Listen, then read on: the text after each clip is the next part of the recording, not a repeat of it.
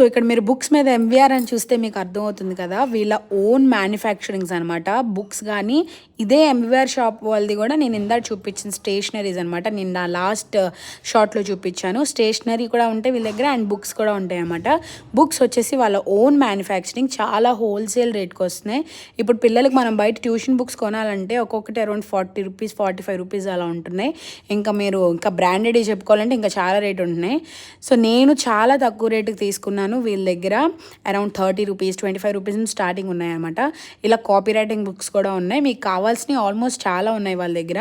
ఇలా copy writing books and ఒక అర డజన్ ఏమో దీస్ 4 లైన్ బుక్స్, ఒక డజన్ ఏమో బ్రాడ్ రూల్ బుక్స్, ఇలా అన్ని బుక్స్ తీసుకున్నమాట. ఈ షార్ట్లో నేను కవర్ చేయలేకపోయాను. అండ్ దీని అడ్రస్ వచ్చేసి మీరు గూగుల్లో కొట్టినా చూపిస్తుంది.